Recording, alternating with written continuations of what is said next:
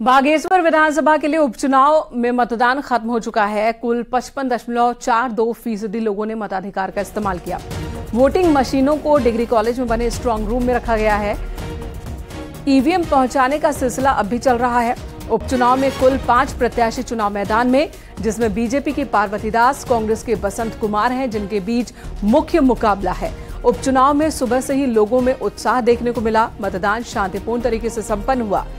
8 सितंबर को मतगणना होनी है, यानी कि 8 को नतीजे आ जाएंगे। बागेश्वर सीट कैबिनेट मंत्री चंदन रामदास के निधन से खाली हुई। उत्तराखंड में अब तक हुए उपचुनाव में एक बार छोड़कर हर बार सत्ताधारी पार्टी के उम्मीदवार की ही जीत होती रही है।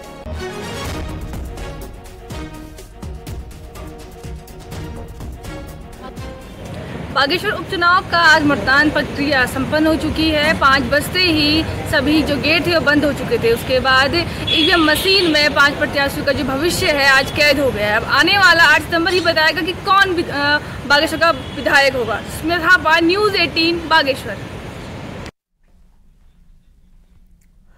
तो बागेश्वर में वोटिंग को लेकर खासा उत्साह देखने को मिला। जमकर वोटिंग भी हुई। 55% से ज्यादा मतदान यहां पर हुआ है। महिलाओं के साथ ही बुजुर्गों और युवाओं में भी खासा उत्साह दिखा। 3 तस्वीरों के जरिए हम आपको दिखा रहे हैं कि कैसे वोटिंग को लेकर लोगों में उत्साह देखने को मिला। अब देखिए, महिलाओं में भी उत्साह देखने को मिला। बुजुर्गों ने भी यहां पर अपने मताधिकार का इस्तेमाल किया। युवाओं में भी अपने नेता चुनने को लेकर जोश देखने को मिला। तो मुख्य मुकाबला यहां पर पार्वती दास और बसंत कुमार के बीच में है। ऐसे में ये मतदाता आज अपने घरों से बाहर निकले, पोलिंग बूथ तक गए और अपने अपने मताधिकार का इस्तेमाल किया है। और अब सभी प्रत्याशियों की किस्मत ईवीएम में कैद हो गई है। 8 सितंबर को जनता का फैसला आएगा।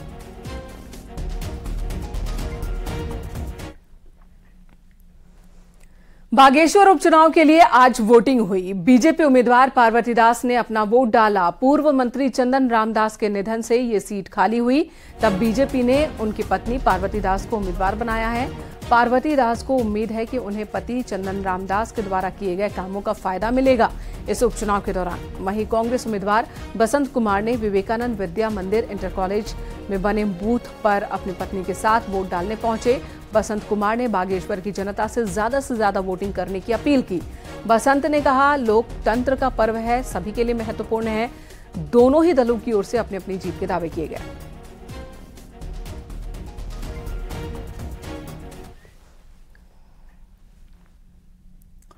उत्तराखंड विधानसभा का मानसून सत्र आज से शुरू हो गया। हालांकि सत्र का पहला दिन सिर्फ श्रद्धांजलि के ही नाम रहा, लेकिन सत्र की शुरुआत से पहले ही कांग्रेस विधायकों ने खासा हंगामा भी किया। अतिक्रमण हटाओ अभियान को लेकर कांग्रेस की तरफ से हंगामा देखने को मिला। सदन की कार्यवाही शुरू होने से पहले ही कांग्रेस ने गैलरी में धरना दिया और सिर्फ 3 दिन सदन बुलाने पर हंगामा किया। साथ ही कांग्रेस ने तत्काल अतिक्रमण हटाओ अभियान रोकने की मांग भी की।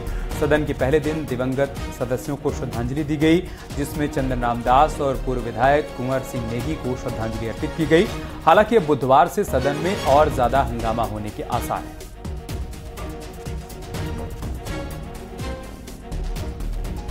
हमारा जोर है कि सदन की अवधि बढ़ाई जाए, समय सीमा बढ़ाई जाए, जिससे सभी प्रमुख विषयों पर हम विस्तार से चर्चा कर सकें नियमों के तहत। और अतिक्रमण एक बड़ा मुद्दा है आपदा। बिना कांग्रेस की चिंताओं के, बिना कांग्रेस के धरना प्रदर्शन के पुष्कर सिंह धामी सरकार पहले ही वरिष्ठ कैबिनेट मंत्री श्री सुबोध उनियाल जी की अध्यक्षता में एक कमेटी बना चुकी है। पहले ही दिन सेशन शुरू होने से पहले विपक्ष ने विधानसभा की गैलरी में धरना दिया। जो तमाम मुद्दे रहे, अतिक्रमण हटाओ अभियान से लेकर आपदा और सेशन की अवधि बढ़ाने की विपक्ष लगातार मांग कर रहा है। मंगलवार को इस पर चर्चा नहीं हो पाई, लेकिन बुधवार को जब सदन की कार्रवाई शुरू होगी तो विपक्ष इन तमाम मसलों पर चर्चा की मांग कर सकता है। कैमरा पर्सन राकेश रावत के साथ सुनील नौप्रभात, न्यूज़ 18 देहरादून। वहीं देहरादून में विधानसभा सत्र से ही पहले कांग्रेस विधायक धरने पर बैठे हैं। विधानसभा की गैलरी में कांग्रेस नेताओं ने धरना दिया। सेशन का वक्त बढ़ाने और अतिक्रमण हटाओ अभियान के खिलाफ ये धरना है। कांग्रेस विधायकों का कहना है कि सरकार ने सिर्फ औपचारिकता के लिए सेशन बुलाया है। समिट के रात्रि भोज पर आयोजित होने वाले निमंत्रण पत्र पर प्रेसिडेंट ऑफ भारत लिखा जाना हम सब भारतवासियों के लिए गौरव का क्षण है और माननीय प्रधानमंत्री जी का जो गुलामी की मानसिकता है उससे बाहर निकालने के लिए श्रेष्ठ कदम है। और हम बचपन से ही जो है भारत माता की जय करते हुए बड़े हुए हैं। भारत माता की जय घोष हमने बचपन से सीखा है, हमारे संस्कारों में, हमारे आचार व्यवहार में, रग रग मन मन में भारत बसा हुआ है। इसलिए विपक्ष के लोगों के पास कोई मुद्दा नहीं है। इसलिए जो है इस प्रकार के मुद्दों को बेवजह जो है जो भी काम मोदी जी देश के लिए कर रहे हैं उन सभी पर केवल विरोध के लिए विरोध कर रहे हैं।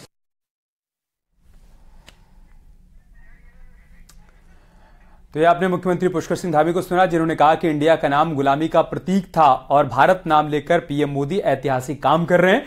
उन्होंने कहा कि विपक्ष सिर्फ विरोध करने के नाम पर विरोध करता आया है और वही आज भी कर रहा है। आगे बढ़ते हैं। पौड़ी के लैंसडाउन में इन दिनों दो भाइयों की खूब चर्चा हो रही है। दरअसल लैंसडाउन के जहरी खाल के रहने वाले दो मुस्लिम भाइयों ने वैदिक मंत्रोच्चार के बीच हिंदू धर्म अपना लिया है। कोटद्वार में आर्य समाज मंदिर में पूजा पाठ और हवन कर 20 साल के अरमान ने अपना नाम आर्यन रखा, जबकि दूसरे भाई इस्माइल ने अपना नाम अंकुश रख लिया। युवकों ने बताया कि उनकी मां हिंदू है और पिता मुस्लिम है। मां के धर्म और रीति रिवाजों से प्रभावित होकर उन्होंने अब हिंदू धर्म अपनाकर घर वापसी की।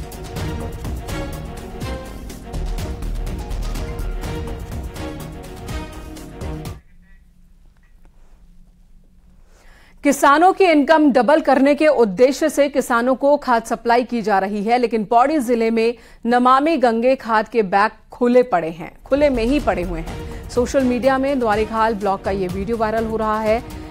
वीडियो के वायरल होने के बाद मुख्य कृषि अधिकारी पौड़ी ने कोटद्वार के भूमि संरक्षण अधिकारी से 30 अगस्त तक का जवाब मांगा था और कहा था कि आप जवाब दीजिए, लेकिन उन्हें जवाब नहीं मिला। न्यूज 18 ने कोटद्वार में अरविंद भट्ट और पौड़ी में मुख्य कृषि अधिकारी अमरेंद्र चौधरी से संपर्क किया, लेकिन दोनों ही अधिकारी अलग अलग जगहों के दौरे पर होने की वजह से दौरे पर हैं।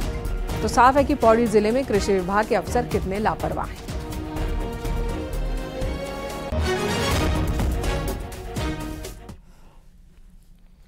न्यूज 18 ने खबर दिखाई तो खबर का असर भी हुआ। कृषि मंत्री गणेश जोशी ने लापरवाही और लेटर का जवाब नहीं देने पर भूमि संरक्षण अधिकारी कोटद्वार को सस्पेंड करने का आदेश दिया। मंत्री गणेश जोशी ने कहा कि किसानों के मामले में इस तरह की लापरवाही बर्दाश्त नहीं की जाएगी। वहीं कांग्रेस नेता प्रीतम सिंह ने कहा कि नमामि गंगे की बात प्रधानमंत्री करते हैं, ऐसे में सरकार को देखना चाहिए कि पौड़ी में कृषि विभाग के अधिकारी कैसे काम कर रहे हैं और उन पर कार्रवाई होनी चाहिए। द्वारीखाल के ब्लॉक प्रमुख महेंद्र राणा ने कहा कि उन्होंने कृषि मंत्री को पत्र लिखा था कि खाद किसानों को नहीं मिल पा रही है, जिसके बाद ही कृषि मंत्री ने इसका संज्ञान लिया। तुरंत मैंने अपने डीजी एग्रीकल्चर रणवीर सिंह जी से कहा है कि इसका संज्ञान लें और इस अधिकारी को तुरंत सस्पेंड किया जाए। उसका ये कहना कि साहब हमारी जिम्मेदारी से रोड पर उसको फेंक देना है, ये एक जिम्मेदारी अधिकारी की भाषा नहीं हो सकती। और जो ये भ्रष्टाचार हो रहा है, जो इस तरीके से इस प्रदेश के किसानों के साथ व्यवहार किया जा रहा है, इसको तत्काल प्रभाव से बंद करते हुए और जिन लोगों ने इस पर नेग्लिजेंसी बरतने का काम किया है उनके खिलाफ जो है सख्त से सख्त कार्रवाई करने का काम। और मैंने अधिकारियों को भी बोला था कि इस तरह से ना करके आप जो जरूरतमंद किसान हैं उनको दे दिया जाए। और मेरे संज्ञान में आया है कि नमामि गंगे के तहत ये योजना चलाई जा रही है, उसके तहत भी ये बांटा गया है, लेकिन जो भी इस तरह की बर्बादी ठीक नहीं है। देहरादून बार एसोसिएशन के वकीलों ने एसएसपी ऑफिस में प्रदर्शन किया। रजिस्ट्रार ऑफिस में दस्तावेजों से छेड़खानी मामले में वकीलों ने पुलिस पर एक तरफा कार्रवाई का आरोप लगाया है। वकीलों ने प्रदर्शन किया और पुलिस पर कार्रवाई का विरोध किया है कि पुलिस ने जिस तरह से एक्शन लिया वो गलत है, वकीलों का कहना है। आपको बता दें, रजिस्ट्रार ऑफिस में दस्तावेजों से छेड़खानी के मामले में एसआईटी का गठन किया गया है। एसआईटी ने 2 वकीलों के साथ और 9 आरोपियों को अरेस्ट किया है। वकीलों का आरोप है कि अब तक सिर्फ वकीलों पर ही कार्रवाई हो रही है, जबकि जिस रजिस्ट्री ऑफिस से गड़बड़ी हुई है वहां के किसी भी अधिकारी को गिरफ्तार नहीं किया गया।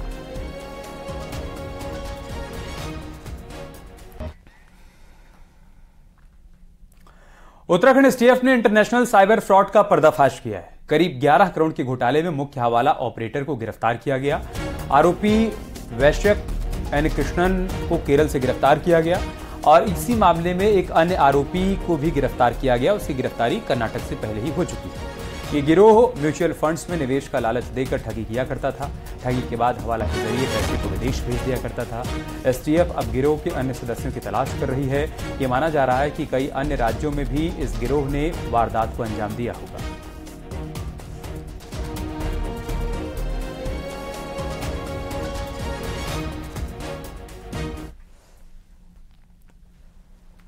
इधर पिथौरागढ़ पुलिस ने इस एक्सटॉर्शन गिरोह के मुखिया को पकड़ा है। पुलिस ने इस गिरोह के मुखिया को राजस्थान से गिरफ्तार किया।